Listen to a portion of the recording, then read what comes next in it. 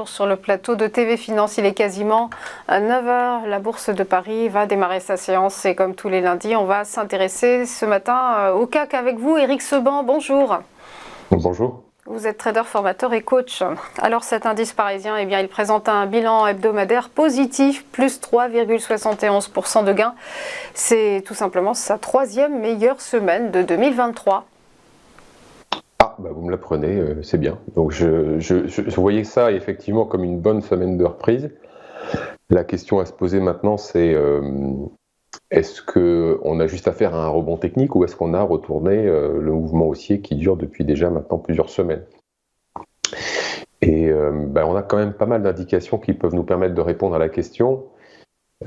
Déjà, on a alors ça c'est très personnel, mais j'ai un signal haussier qui s'est déclenché jeudi, un signal de retournement haussier court terme, très court terme. Bon, ça ne suffit pas, il faut d'autres éléments, mais en tout cas, on a déjà ça après avoir rebondi sur 6800. Je ne sais pas si vous vous souvenez, il y a 15 jours, je vous disais, si on va chercher 6800, la probabilité de rebondir est forte. Bon, c'est exactement ce qui s'est passé. Mais ce rebond, qui d'ailleurs correspondait en même temps qu'un gros support, 6800 c'est un gros support, ça correspondait également à la mise en place potentiellement d'une figure de double appui avec mars dernier. C'est ce qui s'est passé. Donc pour l'instant, on a quoi? On a un cas qui s'est arrêté sur un support qui rebondit en confirmant donc une potentielle figure. Donc ce sont des éléments qui vont évidemment dans le même sens.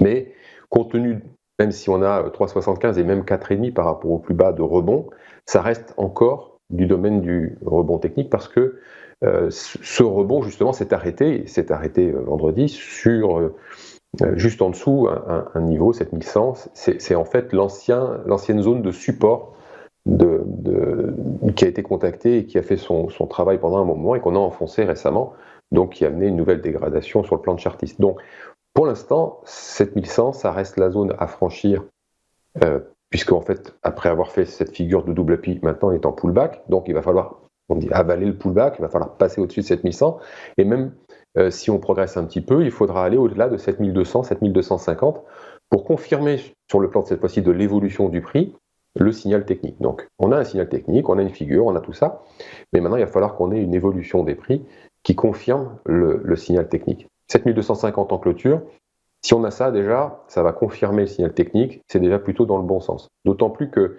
si on regarde le graphique hebdomadaire, je ne pouvais pas vous poster trop de graphiques là, depuis 3 semaines, on a la mise en place d'une situation qui, si elle est confirmée cette semaine, pourra aller également dans le sens de ce que je vous disais, à savoir là potentiellement la fin, l'arrêt du mouvement baissier. Mais il va falloir qu'on confirme ça à la fin de la semaine. Pour l'instant, on n'y est pas. Mais tout ça s'enchaîne et nous donne une configuration et des éléments qui vont dans le même sens, à savoir peut-être un point bas temporaire à confirmer.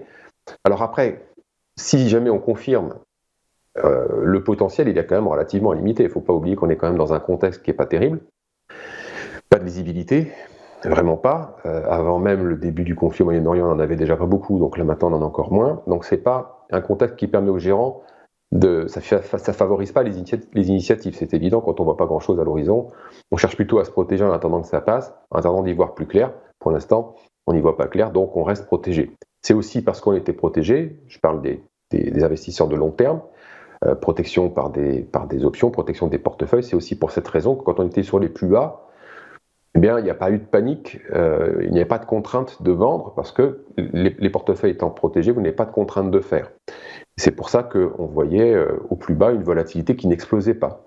Là, évidemment, on est remonté, donc la volatilité implicite sur les options se détend, c'est logique.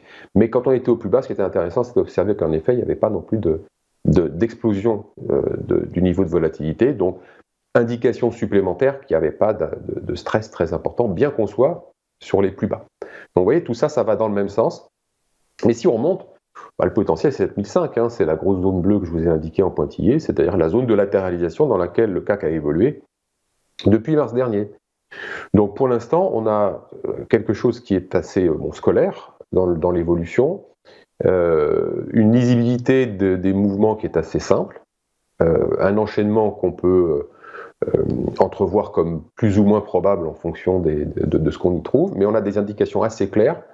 En premier, pas de stress sur les bas. Alors évidemment, si on continue de baisser, que c'est possible, parce que si on s'arrête à 7100 et qu'on passe pas au-dessus de 7250, donc scénario qui pourrait nous emmener jusqu'à 7500, ça veut dire dans ces cas-là qu'on n'a pas le jus pour monter plus. Donc, confirmation que le rebond n'aura été qu'un rebond technique. Et ça, on va le savoir dans les prochains jours, on va le savoir cette semaine. Donc si on s'arrête à 7100, qu'on n'arrive pas à passer à 7250 et au-dessus, à ce moment-là, les probabilités de repartir en arrière, voire de faire un nouveau plus bas, commencent à être de plus en plus importantes. Et là, on risque en effet d'avoir un peu plus de vendeurs que la première fois, parce qu'évidemment, quand on y est allé la première fois, tout ce que je viens d'évoquer, tous les pros le savent, hein, ils savent l'analyser, donc ça ne favorise pas les initiatives vendeuses. Baissières, on n'ouvre pas des positions, on va plutôt chercher à acheter. Si le scénario n'est pas, si les probabilités ne sont pas dans le sens d'une accélération baissière, on ne va pas jouer la vente, on va plutôt essayer de tenter l'achat, puis si ça ne rebondit pas et que ça va en dessous, on sort.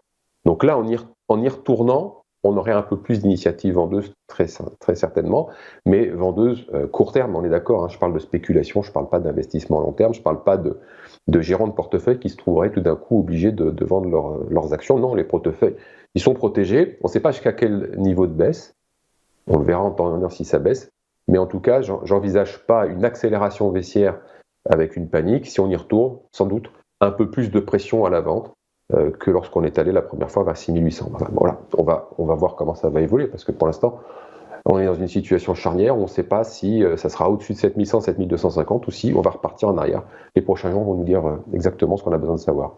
Merci beaucoup Eric Seban pour votre analyse. Belle journée à vous, et je conclus en vous disant que le CAC 40 a ouvert à la hausse, une légère hausse, plus 0,29% tout à l'heure à 9h. À suivre après une nouvelle pause, les valeurs qui bougent, ce sont les market movers. À tout de suite.